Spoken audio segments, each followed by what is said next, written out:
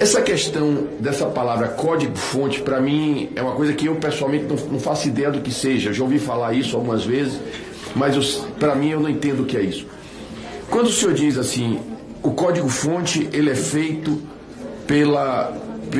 pelos funcionários do TSE, é apenas um código-fonte que é colocado, e esse único código-fonte ele vai para todas as urnas do Brasil, ou podem ser feitos mais de um código-fonte, colocar códigos-fonte, um determinado código-fonte em algumas urnas e outro em outras urnas? É só essa pergunta porque é realmente uma curiosidade que eu tenho. Vamos lá, o código-fonte é o mesmo em todas as urnas. Assim que instalado, é solicitada a cidade. E ele, assim que é posto a cidade, ele apenas oferece os deputados de lá, os vereadores e prefeitos. E uma analogia simples aqui é que o código-fonte seria como a farinha, o ovo de um bolo, o leite. Então, e o compilado seria o bolo pronto. E quem tem acesso aos ingredientes consegue inserir um veneno lá e esse bolo fica venenoso. Como seria possível fazer isso? Em que momento? No momento em que é criado e editado e atualizado o código-fonte. No TSE ou quando chega nas cidades? No TSE, nas cidades não. Nas cidades não? Não. E no TSE, é possível fazer isso com algumas urnas e não com outras, por exemplo? Sim.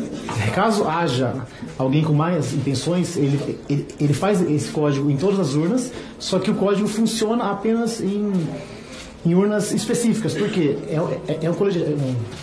uma zona maior, que tem mais votos, e ele usa também de inteligência artificial, e ele pega o resultado da anterior e faz a margem de erro, mais ou menos naquela região.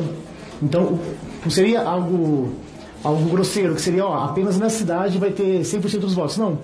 Ele faz algo que soe, que seja de verdade, não um algoritmo. Inclusive, o algoritmo é a inteligência artificial, porque ela tem essa inteligência de manipular o voto caso haja alguém mal intencionado no TSE. Eu entendi. Agora, o senhor não saberia nos responder, eu imagino, assim, como é o procedimento para operar este trabalho dentro do TSE? Se é uma pessoa sozinha, se são 20, se são 30, o senhor tem ideia de como seja? Eles dizem que são 5 pessoas, mas eu descobri que até 2018, 2019 era apenas uma pessoa, que é... Eu posso falar o nome aqui da pessoa? Pode. Giuseppe Dutra Genino. E em 98 ele já havia feito um curso de algoritmos. Em 98 ninguém sabia o que era isso aqui no Brasil. Ele fez um curso na França. Eu levantei isso, que ele fez esse curso na França de algoritmos. Então, eu achei estranho eles darem tanto poder a apenas a uma pessoa, porque outra pessoa no lugar dele, ou até ele, tem o poder de decidir o resultado de uma eleição. Ele vota por 200 milhões de habitantes, caso ele tenha essa má intenção. Eu entendi. Mas hoje isso não é mais feito por uma pessoa só. Hoje não. Após aquele inquérito de 2018, esse Giuseppe ele se aposentou e agora tem mais pessoas. O senhor me lembra um personagem de um filme.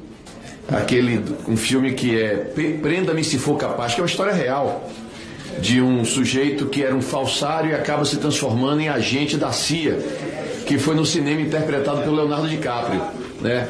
O senhor me lembra essa pessoa aí que no fim ele ajuda os Estados Unidos, ajuda o governo americano a se defender. Eu espero que o senhor compense o que errou até agora, que errar é humano, ajudando o Brasil. E dentro dessa linha eu queria lhe perguntar uma coisa para encerrar aqui minha fala. Como uma pessoa que entende disso tão profundamente como o senhor, está claro que o senhor entende muito disso, qual sugestão o senhor daria na confecção do código-fonte para futuras eleições? Não que eu ache que houve nenhuma fraude, eu quero deixar muito claro aqui que eu me incluo entre aqueles que acreditam na lisura das eleições. Mas qual conselho o senhor daria para reforçar a segurança? É apenas um conselho técnico. Para a técnica, isso. Eu vislumbro ali que a única saída seria a urna imprimir o voto. Seria a única saída, porque nunca se sabe se há pessoas mal intencionadas na manipulação do código E após estudos e análise, eu cheguei à conclusão que a única saída seria essa. Então não seria possível, por exemplo, se a urna imprimir o voto, que haja um voto votado e outro impresso diferente? Não, porque a pessoa vota e sai o voto. E ela tem a opção de descartar ou jogar no baú. Entendi. Perfeitamente. Muito obrigado. Presidente, Viu? só uma pergunta aqui.